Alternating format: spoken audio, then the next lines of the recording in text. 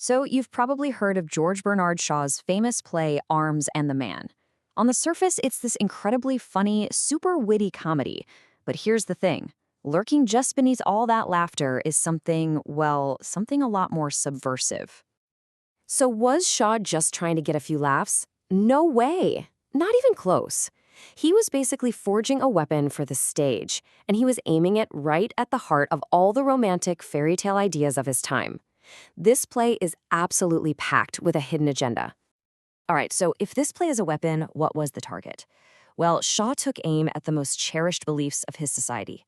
You know, the big, sweeping ideas about war, love, and what it even means to be a hero. And this chart just nails the central conflict. On one side, you've got the romantic myth, this idea that war is some glorious adventure, that heroes are impossibly perfect, and that our identity is really just a performance for society. But then Shaw hits us with his reality. War is absurd, bravery is usually just a matter of circumstance, and what really matters is authenticity, not just putting on a show. So, the big question is, how on earth did he pull this off? I mean, how do you get an audience to laugh at their own most deeply held beliefs? Okay, let's pop open Shaw's toolkit and see exactly how he built his argument. It all comes down to one incredibly powerful tool: contrast. The entire play is built on it. Shaw is constantly putting two opposing ideas right next to each other, forcing us to see the gap between them. It's in the setting, the characters, literally everywhere. His first and maybe most fundamental contrast is right here.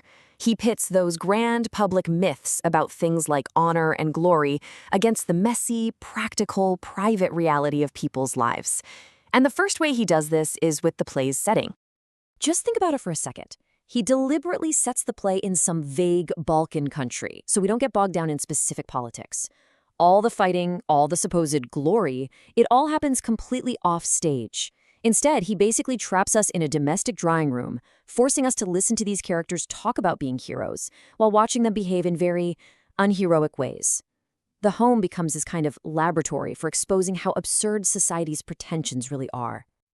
Now, if the setting is the stage for his experiment, then the characters are his living, breathing arguments walking across it. Every single one is a carefully crafted vehicle for Shaw's critique. You can see it so clearly with the main characters. Sergius wears the mask of the brave soldier, but Shaw quickly shows us he's really just a vain, posturing fool. Raina starts out as the ultimate idealistic romantic, but her entire journey is about shedding those illusions and waking up to reality.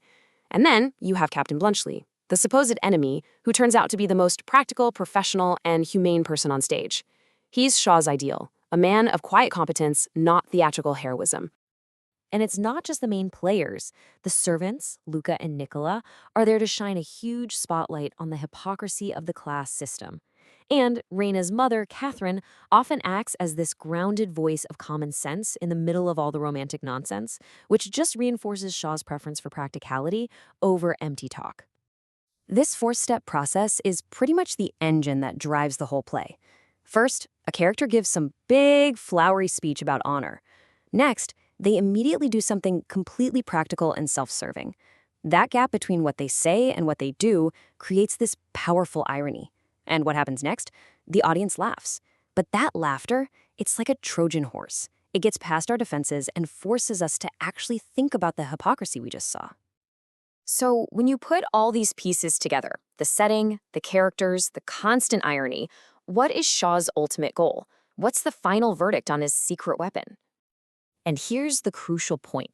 The comedy is the delivery system, not the destination.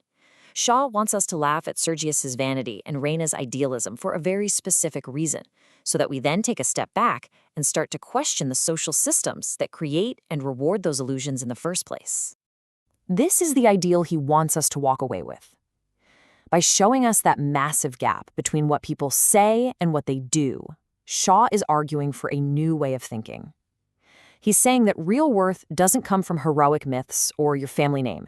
It comes from honesty, competence, and just basic human decency. And really, that's the final takeaway. Shaw's play was a weapon aimed squarely at the hypocrisy of his time, but the questions it raises, they're totally timeless. It forces us to look around and ask, Where in our own world do we see a huge gap between our grand ideals and our messy reality? And that's a question that makes this century-old play as sharp and as relevant as ever.